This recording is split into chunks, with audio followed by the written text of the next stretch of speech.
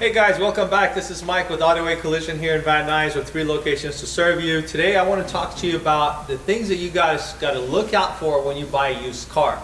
There's a lot of scrupulous people out there going to sell you cars that looks really pretty, but when you actually know what to look for and look under the hood, you're going to come to realize that maybe it's not the car for you. So stay tuned, I'm going to show you a couple of different tricks.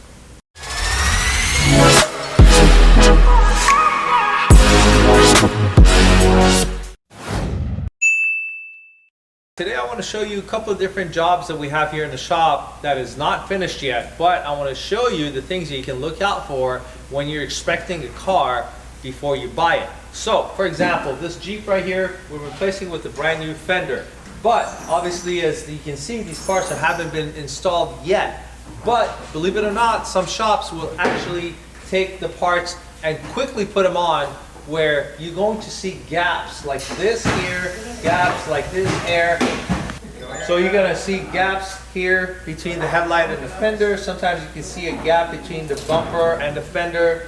Sometimes the gaps over here are not lined right, where the upper part has a wider gap, the lower part are tighter, where when you actually open and close the door, sometimes the bottom might catch or vice versa, depending on how the fender is aligned. Sometimes where the fender mounts to, depending on those mounts might not be straightened, or they might just left it the way it is, and therefore they're going to go ahead and mount the fender to those mounts crooked, and that's why the fender comes out all weird. So when you're inspecting your car, the first thing, important thing that you look for is to make sure that you have even gaps all the way around between your headlights, the bumpers, the fenders, the doors, the aprons, all that stuff around your door.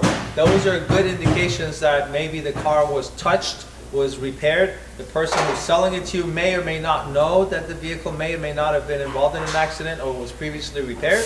So those are the things that they're not going to share with you unless you know what to look for. Stay tuned. All right, so the second thing is, a lot of times when you buy a car, the second thing is that when you buy a car, you got to be careful that the car did not have rear end damage. Sometimes when you get a car with the rear end damage and they just replace the rear cover, the rear plastic bumper on the car, there is this reinforcement in the back, the pan in the back that could have been buckled. What they do, they don't repair this, they don't repair that. All they do is replace the cover and paint the bumper and sell the car to you. So it's important for you to make sure you crawl underneath the car, take a look, and see if there's any damages underneath that was not repaired. That would be a great indication that the car was previously involved in an accident, and if they tell you it wasn't, now you can prove them wrong. Alright, so the next thing you look for is when you open the hood, after you check the oils and whatnot and make sure that they're all in order, you need to check to look at the corners where the fenders, everything meet, and make sure that those bolts has not been touched.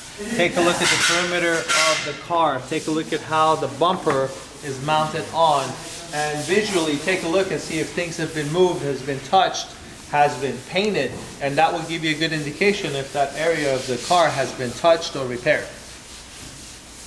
Alright, so here's another thing you should be careful with when you buy a car from a private party. Take a look at the quality of the paint. I'm going to show you a simple example of a car that came in where there was an accident on this car. As you can tell over here, the fender, the headlights, the bumpers are not lining up. If you can take a look right here, you notice that the fender has a big gap across the top. As it comes down, it gets tighter and tighter and tighter and tighter. This means that the fender and the headlight was touched before. Also, another thing you notice is the front bumper. It was previously painted. If you come really close, you'll notice that the tape mark where the bumper was actually taped, and you actually see the ridge and the tape line where the bumper was actually taped and painted. That means that a lot of times if they decide not to take the bumper off, they will tape the whole perimeter, mask the vehicle, paint the bumper, and that's where you get the poor quality. Because when you have these tape marks, one, you can see it, two, the paint doesn't go all the way into the back side of the bumper, which it should, and three, over time, this clear on the very edge starts peeling off and curling, and that's going to give you a lot of headaches in the near future. Be careful where you take your car to a body shop. Guys, I hope you like this video. If you do, please like, subscribe, and hit that bell, and more beautiful videos to come. Stay tuned.